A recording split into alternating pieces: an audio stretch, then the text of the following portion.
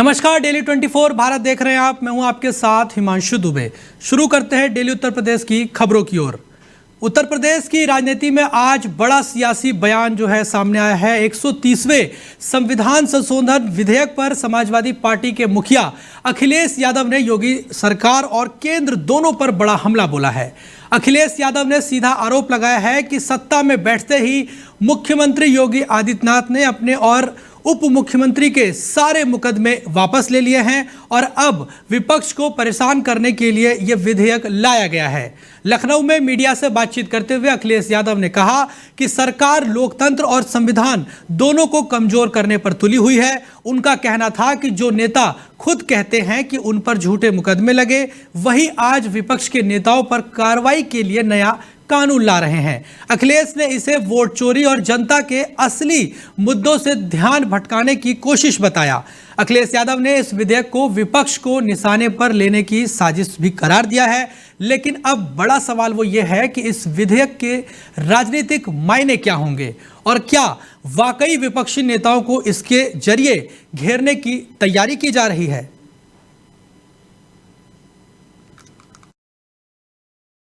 हमारे मुख्यमंत्री जी को पता था ये बात कि एक न एक दिन ऐसा विधेयक आएगा। कुर्सी पे बैठते उन्हें सब अपने मुकदमे वापस ले लिए।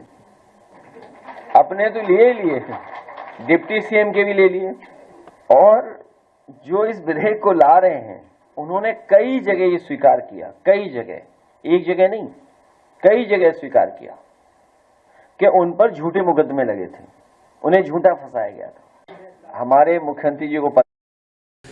वहीं बलरामपुर से बड़ी खबर है, जहां उतरौला थाना क्षेत्र में एक ही रात हुई बाइक चोरी की 2 घटनाओं का पुलिस ने सफल अनावर कर दिया है। पुलिस ने चोरी की गई दोनों मोटरसाइकिलों के साथ एक आरोपी को भी गिरफ्तार करके जेल भेज दिया है। दरअसल मामला उतरौला कोतवाली क्षेत्र का है, जहां 21 अगस्त की रात वादी शैलेश कुमार गुप्ता और विवेक पांडे की पैशन प्रो और स्प्लेंडर बाइक जो है अज्ञात चोर चुरा ले गए थे। शिकायत मिलते ही पुलिस ने ताबड़तोड़ कार्रवाई करी और पकड़ी से भड़वा जोत जाने वाली सड़क पर दबिश दी गई और आरोपी ओम चौहान को चोरी की गई दोनों मोटरसाइकिल के साथ दबोच लिया गया।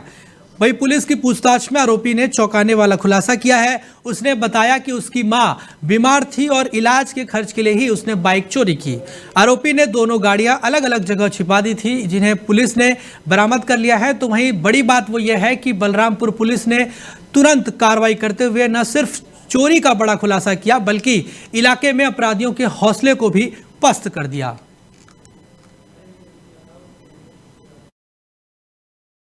वादी श्री शैलेश कुमार गुप्ता निवासी आर्य नगर थाना उतरौला के द्वारा पुलिस को यह सूचना दी गई कि 21/8/2025 को किसी अज्ञात व्यक्ति द्वारा तहसील गेट के पास से उनकी मोटरसाइकिल चोरी कर ली गई है। उक्त सूचना पर तत्काल सुसंगत धाराओं में अभियोग पंजीकृत किया गया और मोटरसाइकिल बरामदगी के लिए टीमों का गठन किया गया।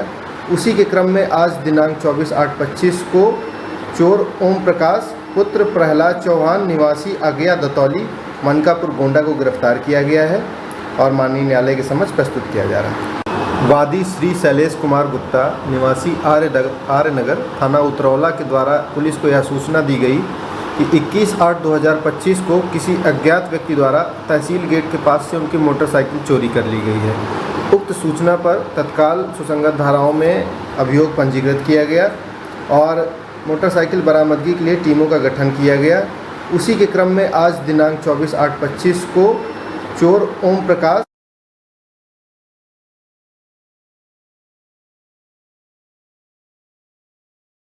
प्रस्तुत किया जा रहा है।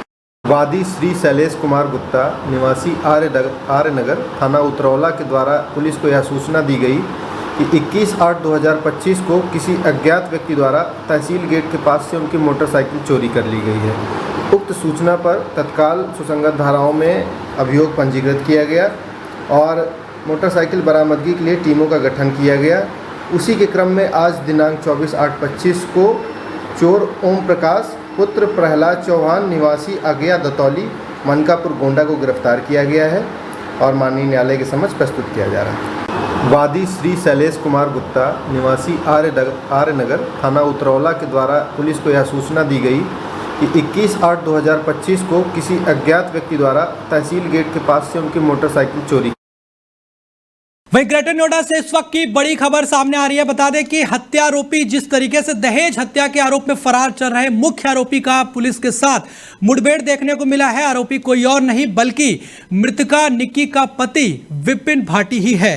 पुलिस का यह कहना है कि इस मेडिकल जांच के दौरान आरोपी ने भागने की कोशिश की और पुलिस की पिस्टल को भी छीनने का प्रयास किया, जिसके बाद पुलिस की आरोपी के साथ जो है मुठभेड़ हुई और उसके पैर में गोली लग गई, जिसके बाद पुलिस ने उसे गिरफ्तार कर लिया है। आपको बता दें कि यह मामला बेहद ही सनसनीखेज है। निक्की की शादी के बाद से ही ससुराल वाले लगातार दहेज के लिए प्रताड़ना कर रहे थे।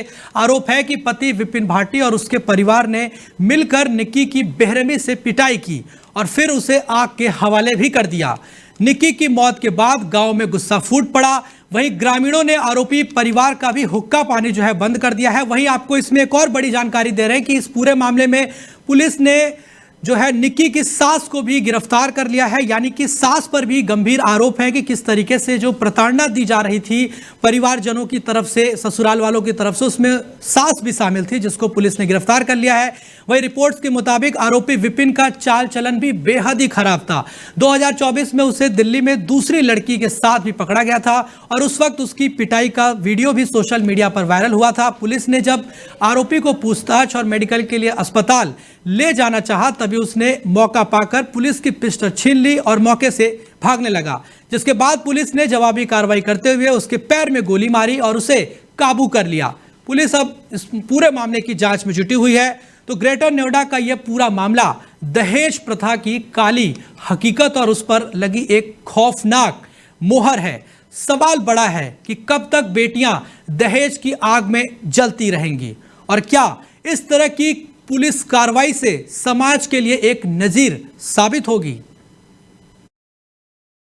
एक पति ने अपने परिवारजनों को साथ मिलकर अपनी पत्नी की हत्या कर दी है। इस सूचना पर तत्काल पुलिस ने संगत थाना में मुकदमा पंजीकृत किया था और आरोपी पति को गिरफ्तार किया था। आज रिकवरी के लिए उसे थाना कासना पुलिस ले आई थी। जिस फ्लेमेबल पदार्थ से उसने अपनी पत्नी को जलाया था, उसके बॉटल की रिकवरी के लिए यहाँ पे ले आए थे। रिकवरी के दौरान वो एक दरोगा की पिस्टल छीनकर भागा और पुलिस पे जान से मारने की नियत से फायर किया। मैं ये कहना चाहती हूँ कि उसका एकाउंटर होना चाहिए और घर पे बिल्डोजर चलना और हमें इंसाफ मिलना चाहिए और नहीं, जब तक नहीं हम चुप बैठेंगे। पुलिस का कहना है कि उसके पैर में गोली मारी गई है। पुलिस क्या कह रही है? पुलिस हमें दिखाइए ना, प्रूफ दिखाइए हमारे पास।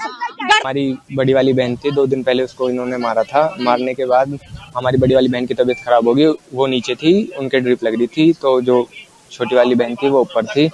तो उसके बाद जब हमें पता चला, हमारे पास कॉल आई, बड़ी वाली बहन ने वो सब देख लिया था कि ऊपर से जलती हुई हमारी बहन नीचे आ रही है। उन्होंने बचाने के लिए पानी डाला, टॉवल थी उनके पास, उन्होंने वो टॉवल डाली। टॉवल डालने के बाद उनको ये नहीं पता था कि जलती हुई चीज़ पे पानी नहीं डालते हैं। देखो, ये तो हर किसी को नहीं पता होता है कि जलती हुई चीज़ पे पानी नहीं डालते, पर होपलेस में आकर उन्होंने पानी डाला बचाने के लिए। ठीक है, वीडियो में हमारी बहन हमें दिख रही है, ठीक बैठी है। ठीक है, उसके बाद जो हमारी बहन को हॉस्पिटल ले जाया गया, उसके बाद हमें पता चला कि पहले हॉस्पिटल पे वहाँ से डिस्चार्ज करा के दूसरे हॉस्पिटल पे दिल्ली ले जाए जा रहे थे। जाते वक्त हमारी बहन। वहीं चंदौली में आसमान से आफत बरस रही है और अब जमीन पर तबाही मचा रखी है। तेज बारिश ने हालात बिगाड़ दिए हैं। चारों तरफ सिर्फ पानी ही पानी नजर आ रहा है। नदियों और नाले उफान पर हैं, नहरें जो हैं ओवरफ्लो हो चुकी हैं और कई गांव जो हैं पानी में डूब गए हैं। सबसे बड़ी चिंता वो ये है कि चंद्रप्रभा बांध से 10,000 क्यूसेक और औरवा टाड़ बांध से भी 10,000 क्यूसेक पानी छोड़ा गया है और ये पानी मैदानी इलाकों में पहुंचकर तबाही मचा रहा है। धान की सैकड़ों बीघा फसल भी जलमग्न हो चुकी है। किसानों की मेहनत पानी में बह गई है। वहीं दूसरी तरफ कई मार्गों पर आवाजाही भी ठप हो गई है। चकिया से अरोरा मार्ग पूरी तरह से बंद हो गया है और चकिया से मुगलसराय जाने वाले रास्ते पर भी तेजी से पानी बह रहा है। हालात को देखते हुए डीएम और एसपी लगातार प्रभावित इलाकों का दौरा कर रहे हैं। पुलिस के साथ साथ राजस्व विभाग की टीमें भी स्थिति पर नजर बनाए हुई है और स्थिति का जायजा भी ले रही हैं और नुकसान का आकलन कर रही हैं। तो तस्वीर साफ है कि बारिश अब राहत नहीं बल्कि आफत बनकर बरस रही है। फसलें डूब रही हैं, रास्ते ठप हो गए हैं और लोगों की जिंदगियां जो है वो थम गई हैं।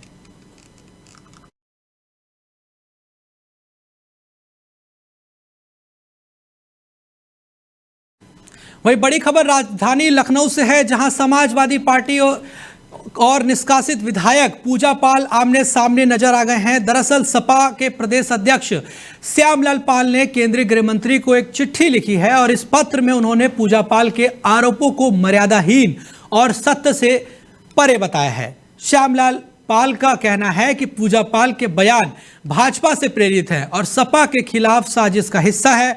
उन्होंने यह साफ कहा है कि पूजा पाल को बताना चाहिए कि आखिर उन्हें जान का खतरा किससे है और उनके लगाए गए सभी आरोपों की निष्पक्ष जांच भी होनी चाहिए। लेकिन इस पूरे मामले की दूसरी तस्वीर भी है। बीते दिनों सपा से निष्कासित विधायक पूजा पाल ने खुद अखिलेश यादव को पत्र लिखा था।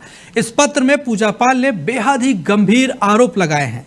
उन्होंने लिखा कि जैसे मेरे पति की हत्या हुई थी वैसे ही मेरी भी हत्या हो सकती है। अगर ऐसा होता है तो इसके जिम्मेदार अखिलेश यादव और समाजवादी पार्टी होंगे।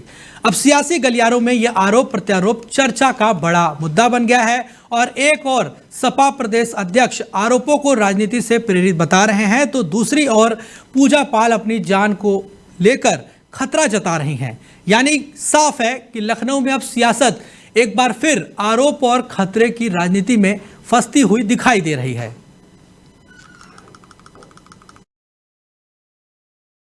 से खतरा है तो हम समाजवादी पार्टी के लोग, हालांकि पत्र में वही बात है कि इसकी जांच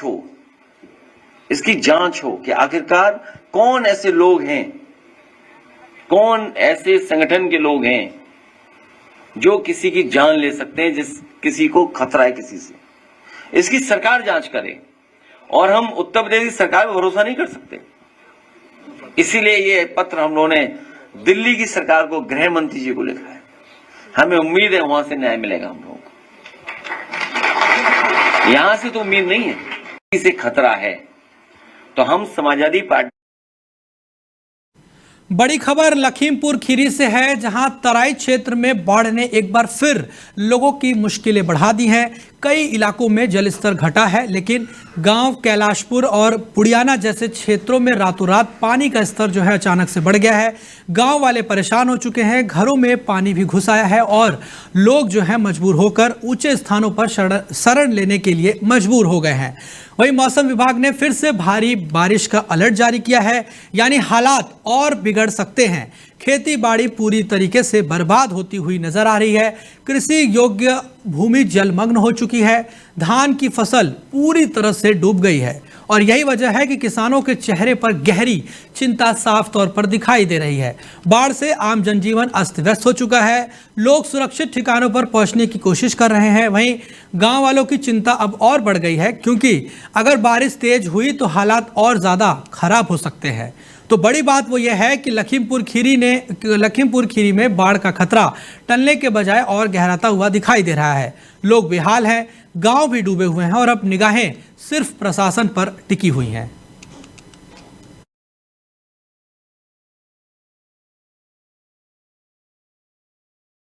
वहीं मुरादाबाद में जहां रोडवेज डिपो की एक बस में कंडक्टर की अभद्रता का एक वीडियो जो है सोशल मीडिया पर जमकर वायरल हो रहा है।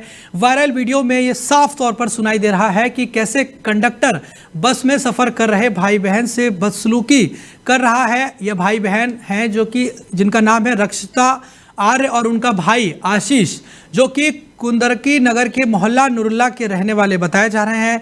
वीडियो सामने आने के बाद आम जनों में गुस्सा देखने को मिल रहा है। वहीं लोगों ने रोडवेज प्रशासन से तुरंत कार्रवाई की मांग की है। मामले की गंभीरता को देखते हुए पुलिस ने त्वरित एक्शन लिया है और आपको बता दें कि कटघर थाने में आरोपी कंडक्टर के खिलाफ मुकदमा भी दर्ज कर लिया है। पुलिस अधिकारियों का कहना है कि जांच की जा रही है और दोषी पाए जाने पर कंडक्टर के खिलाफ सख्त कार्रवाई भी की जाएगी। लेकिन इस घटना ने एक बार फिर सवाल खड़ा कर दिया है कि क्या रोडवेज की बसों में यात्रियों की सुरक्षा और शिष्टाचार की गारंटी है या फिर नहीं। दरअसल स्थानीय लोगों का यह आरोप है कि मुरादाबाद डिपो की बसें नियमों के मुताबिक नगर के भीतर से जाने की बजाय बाईपास से गुजार दी जाती है, जिससे कि यात्रियों को भारी परेशानी झेलनी पड़ती है। और अब कंडक्टर की अभद्रता ने लोगों की नाराजगी को और ज्यादा बढ़ा दिया है। अब आपको सुनवाते हैं वही आवाज जिसने सोशल मीडिया पर बवाल मचा रखा है। तारीख को पीतल नगरी डिपो से कुंदरकी जाने के लिए बैठे थे। उस वक्त जब कंडक्टर हमारे पास टिकट काटने के लिए आया तो हमने कंडक्टर से कहा कि हमें कुंदरकी जाना है, 2 टिकट दे दीजिए। तो कंडक्टर ने कहा ये बस कुंदरकी नहीं जाएगी। हमने बोला क्यों नहीं जाएगी? तो उन्होंने बोला हमें बहुत ट्रैफिक मिलता है, इसलिए हम बस को अंदर नहीं लेकर जाएंगे, तुम्हें बाईपास से उतार देंगे। तो हमने पूछा ऐसे कोई ऑफिशियल ऑर्डर्स हैं जो आप अंदर नहीं लेकर जाएंगे? तो उन्होंने हमारे साथ बदतमीजी की, बदसलूकी की और मैंने इस पूरी घटना का वीडियो अपने फोन में बना लिया। और ऐसा करने पर कंडक्टर बहुत ही गुस्से में आ गया और उसने मेरे फोन पर बहुत जोर से हाथ मारा और मेरा फोन गिर गया। और इतना ही नहीं, जब मेरे फोन को कुछ नहीं हुआ, उन्होंने फोन लिया और उसको तोड़ने की भी कोशिश की और इस सब में धक्का मुक्की हो गई। 20 तारीख को पीतल नगरी डिपो से कुंदरकी। वहीं प्रयागराज के फाफामऊ थाना क्षेत्र के करजन ब्रिज पर नर्स से दुष्कर्म मामले में पुलिस ने बड़ा खुलासा कर दिया है। एक आरोपी को पुलिस ने गिरफ्तार कर लिया है, जबकि मुख्य आरोपी बरसाती और उसका साथी अब भी फरार है। डीसीपी गंगानगर कुलदीप सिंह गुड़ावत ने बताया है कि 16 अगस्त की शाम को पीड़ित नर्स अपने मित्र के साथ गंगा नदी पर बने करजन ब्रिज पर टहलने गई थी। उसी दौरान 2 युवक वहां पहुंचे और आरोप है कि एक युवक ने नर्स के मित्र से मारपीट की और दूसरा युवक नर्स को जबरन पास की झाड़ियों में ले जाकर दुष्कर्म की वारदात को अंजाम दे दिया। यही नहीं, घटना के बाद आरोपी ने नर्स को धमकाया, फिर अपने दोस्तों को फोन करके बुलाया और उन्हीं दोस्तों के जरिए नर्स को उसकी सहेली के घर तक छोड़ा गया है। वारदात को अंजाम देने के बाद आरोपी और उसके साथी मौके से फरार हो गए हैं, लेकिन हिम्मत जुटाकर नर्स ने फाफामऊ थाने में तहरीर दी और इंसाफ की गुहार लगाई है। तहरीर मिलते ही पुलिस ने दुष्कर्म और अन्य गंभीर धाराओं में मुकदमा दर्ज कर लिया और जांच भी शुरू कर दी है। पुलिस ने इस केस के खुलासे के लिए 8 टीमों को भी गठित किया। लोकल इंटेलिजेंस, सर्विलांस और सीसीटीवी फुटेज के आधार पर पुलिस ने कार्रवाई तेज की और आरोपी हिमांशु सरोज को गिरफ्तार कर लिया है। वहीं मुख्य आरोपी बरसाती और विशाल पटेल अब भी फरार हैं। दोनों पर पुलिस ने 25-25 हजार रुपए का इनाम भी घोषित कर दिया है। पुलिस का यह दावा है कि बाकी आरोपी भी जल्द ही सलाखों के पीछे होंगे। देखिए, 17 अगस्त को थाना फाफामऊ पर एक लड़की द्वारा आकर एक तहरीर दी गई थी, जिसमें 16 अगस्त को शाम को 7 बजे उसके द्वारा बताया गया था कि अपने मित्र के साथ करजन ब्रिज की तरफ गई थी, जहां पर शाम को जब वो करजन ब्रिज के पास टहल रहे थे, तभी झाड़ियों में से 2 लड़के निकल के आए और उनमें से एक लड़के ने उसके मित्र के साथ मारपीट की तथा दूसरे लड़के द्वारा मारपीट करके उसको वहां से जबरदस्ती पीछे झाड़ियों की तरफ ले जाकर उसके साथ दुष्कर्म किया। वहीं बड़ी खबर रायबरेली से है, जहां सरेनी इलाके के गंगा घाट पर बता दें कि गंगा का जलस्तर बढ़ने से लोगों को काफी ज्यादा मुश्किलों का सामना करना पड़ रहा है। आपको बताएं कि जिस तरीके से लगातार वहां पर पानी बरस रहा है, जिसके चलते गंगा उफान पर है। शमशान घाट पानी में लोग जो हैं डूब चुके हैं। ऐसे आपको बताएं कि ऐसे में लोगों को अंतिम संस्कार करने में भी भारी परेशानियों का सामना करना पड़ रहा है। दरअसल पहाड़ी और मैदानी इलाकों में हो रही लगातार बारिश का असर अब रायबरेली में भी दिख रहा है। गंगा का जलस्तर लगातार बढ़ रहा है और इसी वजह से गंगासो घाट के आसपास रहने वाले लोगों के साथ साथ दुकानदारों को भी दिक्कतों का सामना करना पड़ रहा है और उनकी समस्याएं भी बढ़ गई हैं। उधर गंगा के जलस्तर बढ़ने को लेकर प्रशासन भी अलर्ट हो गया है।